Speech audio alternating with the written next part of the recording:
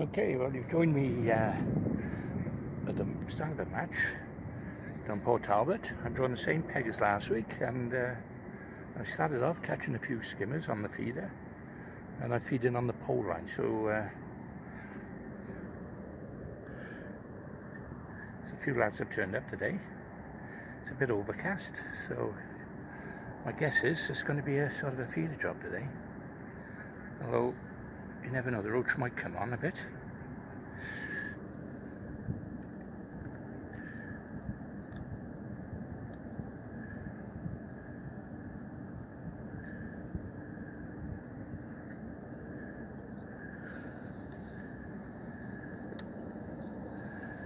Just move it, just twitch it a little bit. See if that produces a bite.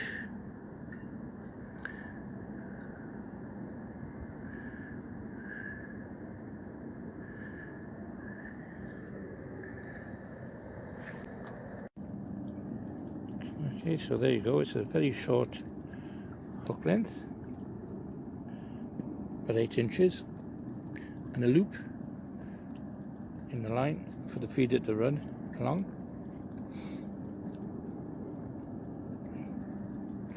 It's like a boat rig. Yeah, and that's how I fish for bream on the deep water here. Okay, here we are. I struck and into a small fish, probably a small skimmer, or it could be a roach.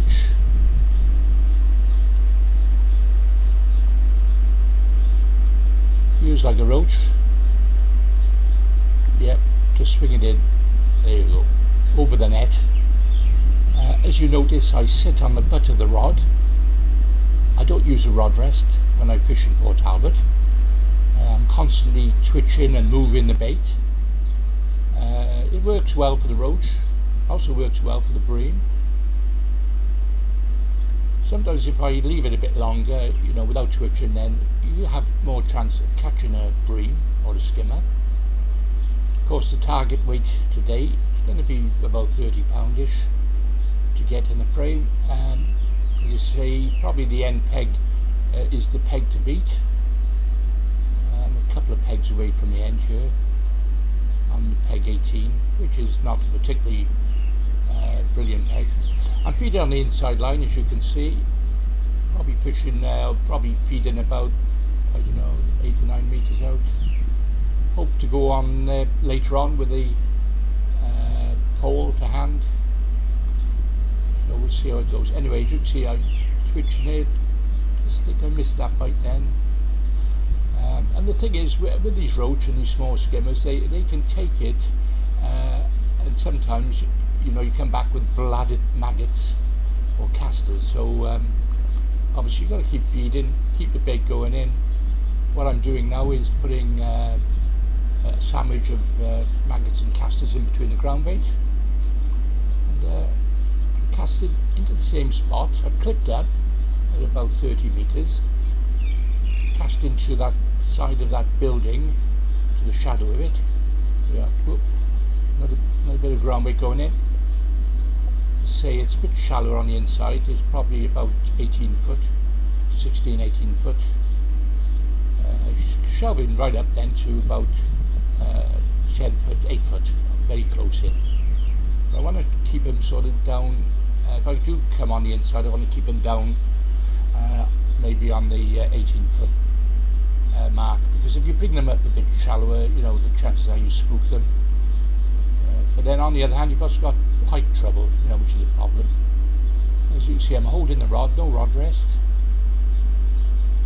Okay, so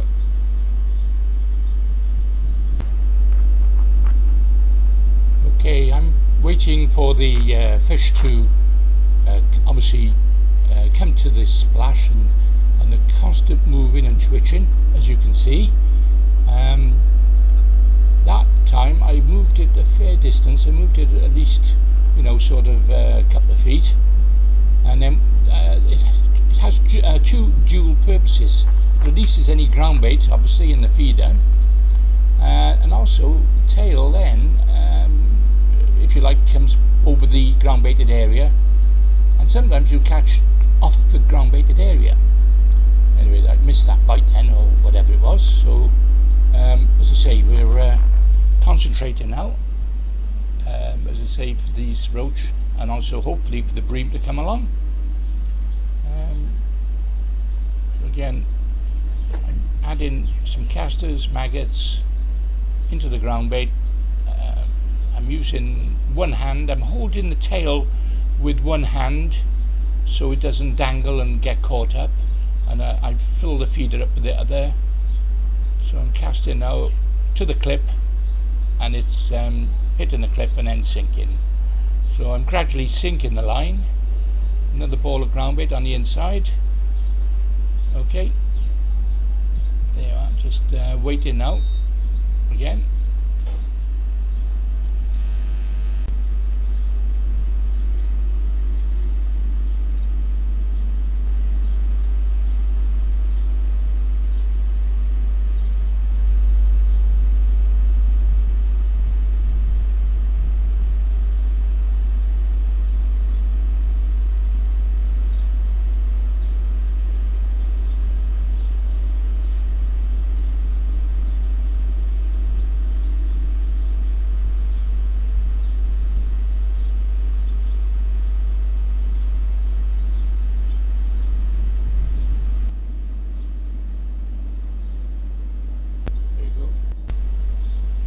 Anyway, I'm taking my time.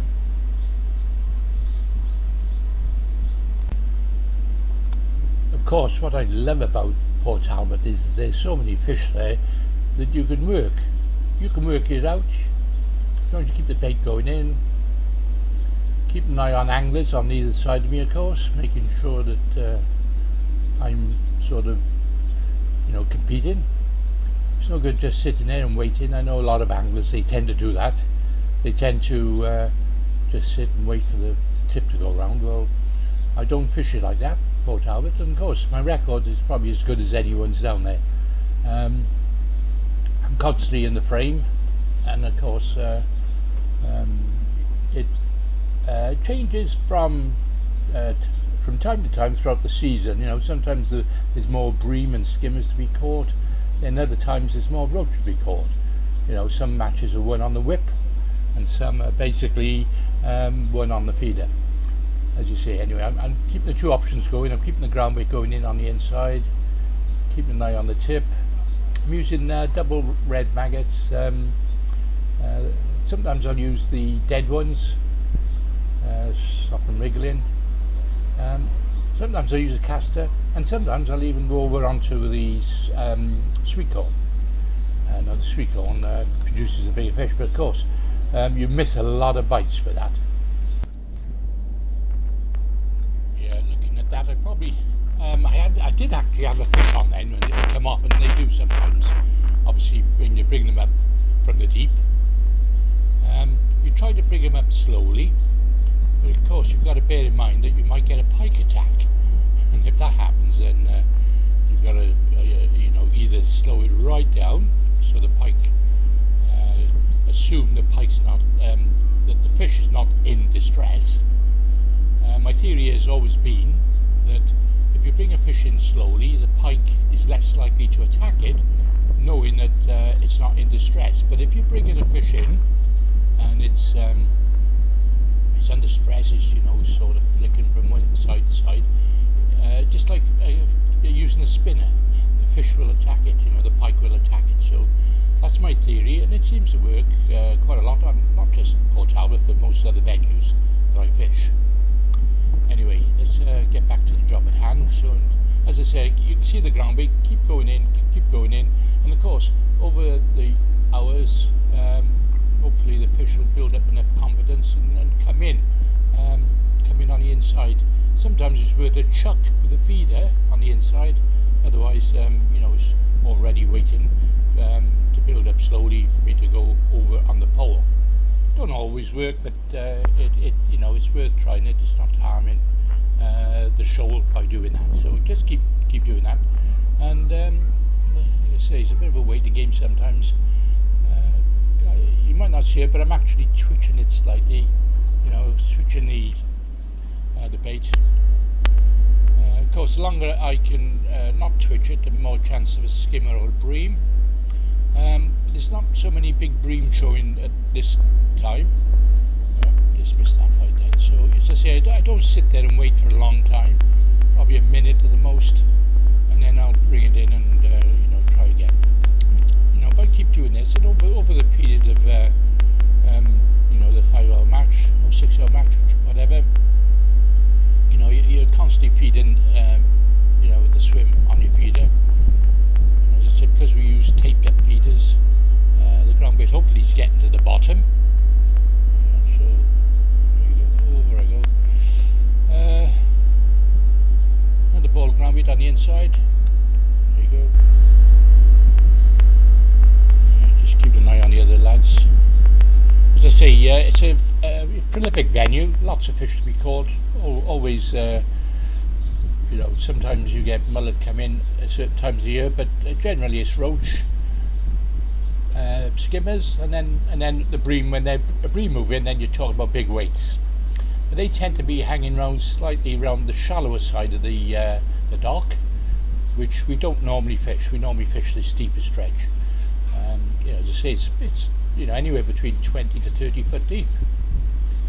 Further out, right across, I think it gets shallower, because sometimes we fish long range when things are bad, because it's a salt water, slightly brackish water that comes in. I think I've got a fish on now. Yeah. See by the kick of the top of the tip, probably a small roach, skimmer. Let's have a look. You see now? I'm using in my net, so it's a skimmer, small skimmer. Yeah. Of course, a lot of people will net everything, small roach and everything. And what I've noticed with skimmers, they do tend to, that's a skimmer, they do tend to fall off the hook if you try swinging them in. So always try to net them. Roach, you can swing in anything up to sort of 6-8 ounces. Although a lot of people again would net them rather than swing them. I take a chance sometimes, only because trying to build up a weight. But there you go. Anyway, so I'm back on to baiting up now. As I say, I'm holding the tail and then feeding, putting the ground bait into the feeder, so the tail doesn't dangle, as I mentioned just now, and then I release it, ready to cast in. Aiming at the same spot, letting the line clip, sort of stop the line. Well, if you notice, whoops, there's another bit of ground bait going in. Well, you've noticed as well that when you cast the feeder, you hold it at a 90-degree angle, so as it sort of comes to the clip, your rod buffers it, and you can follow it through then, and that way you don't create a big splash in the water. As I say, the main thing is if you count down, which I normally do, I count down anywhere from 20, 22, and then it usually stops. So that gives me a good idea of the depth. So you go 1 elephant, 2 elephant, 3 elephant, 4 elephant, and that's a second. So 1 elephant is a second, 2 elephants obviously has 2 seconds, and so on. Again, probably missed that bite, but I'm keeping it going in. I'm striking at any little touch, any little feel, because I'm holding the rod. Of course, if you put a rod in a rod rest, the chances are you're just going to leave it there and not strike.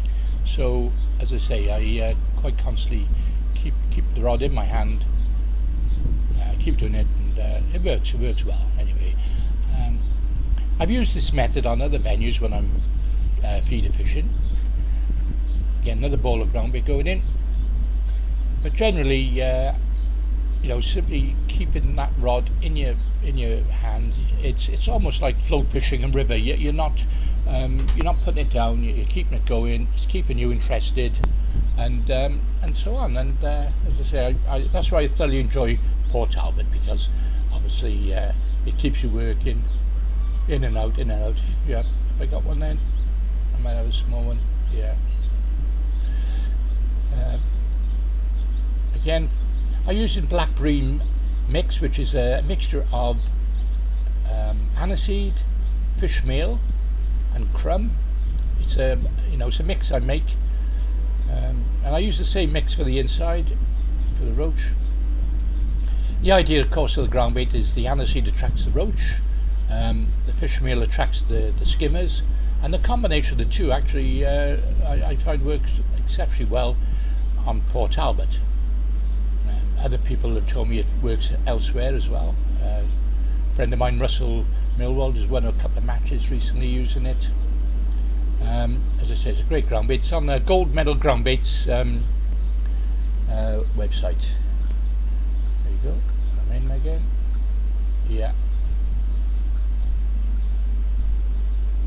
No, I must have bumped that one then, I think. Oh no, small roach. Yeah.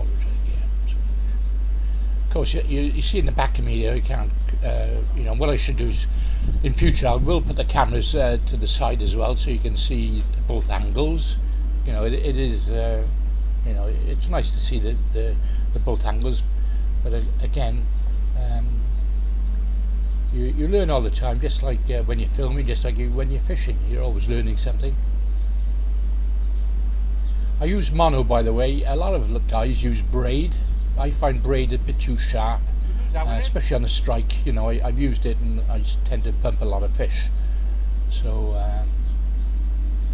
if I use in mono, you've got that bit of stretch, which gives you that bit of a buffer that you need sometimes. Okay, the match is well into its second hour now, I think, and as I said, keeping it going. Got another one on now, as you can see. Skimmer, yeah. Tell that by the way I'm sort of playing the fish. You can tell the skimmers tend to not buffer so much, where the roach will buffer the, if you like, you get sort of sharper sort of knocks on the rod. Just putting the net under, just going to net it now. There you are, another skimmer. Very good. Just bring them in. Let's see, these skimmers average about 12 ounces. Some go a pound. That's a nice one there. It's probably 12 ounces. Just bring the net. Keeping the net to the side.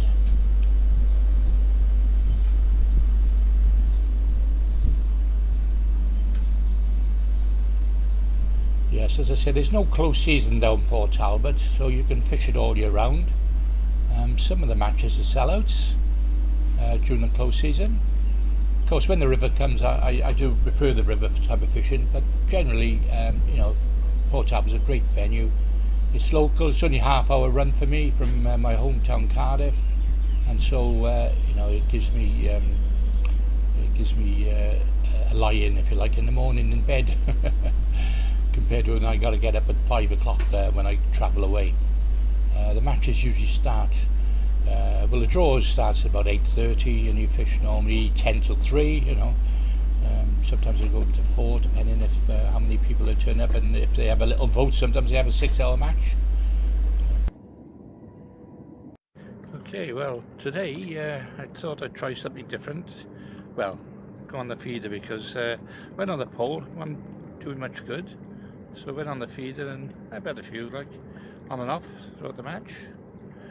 Not sure what I got. I think the whistle's going to go any minute now. Anyway, we'll see what we got. As I say, it's probably a short vlog this week, because I more or less covered this swim last week, really, what I was going to do. Except, of course, I've gone on the feeder this week. That makes sense. Okay, just waiting for the whistle to go now, so we'll see what we got.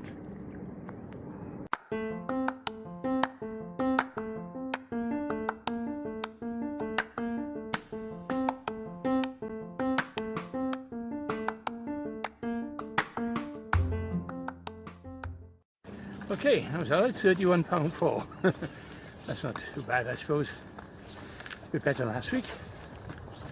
Again, the two end pegs are going to win it versus second again, just like last week.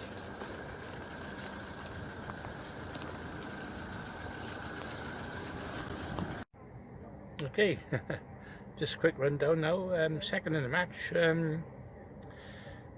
started on the feeder, kept feeding that pole line, coming on the pole line, they just weren't having it, like, so I concentrated on the feeder for most of the match.